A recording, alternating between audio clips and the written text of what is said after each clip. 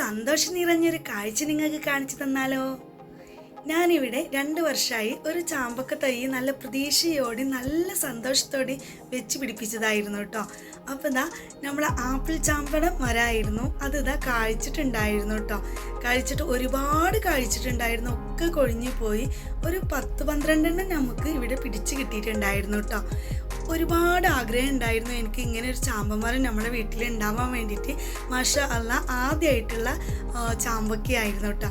അപ്പോൾ പൊട്ടിക്കുമ്പോൾ തന്നെ നിങ്ങൾക്ക് കാണിച്ചു തരാമെന്ന് കരുതിയിട്ടായിരുന്നു ഞാൻ ഈ വീഡിയോ എടുത്തിട്ടുണ്ടായിരുന്നത്.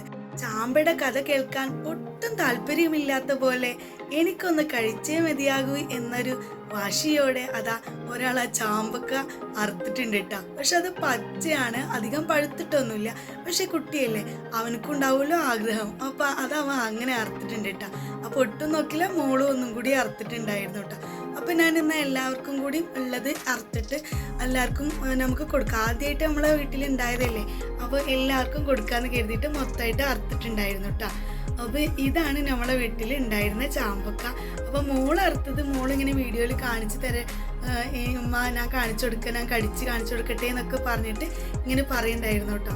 അങ്ങനെ ഇതാ മോളത് കഴിച്ചിട്ടുണ്ടായിരുന്നു. മോള് കഴിക്കണ വീഡിയോ എടുക്കുമെന്ന് പറഞ്ഞിട്ട് അങ്ങനെ വീഡിയോ അവൾക്ക് എടുത്തു കൊടുത്തതായിരുന്നു. മഴ പെയ്തിട്ടുണ്ടെങ്കിലും അതിൻ്റെ ഉള്ളിലൊന്നും വെള്ളമൊന്നും കയറിയിട്ടില്ല. അടിപൊളി ചാമ്പക്കയാണ്. ചാമ്പക്ക നിങ്ങൾക്ക് ഇഷ്ടപ്പെട്ടാൽ നിങ്ങളുടെ കൂടെ എന്നെയും കൂട്ടിയിട്ട് സപ്പോർട്ട് ചെയ്യാൻ മറക്കരുത് കേട്ടോ. അടുത്തൊരു വീഡിയോയുമായി വീണ്ടും കാണാം.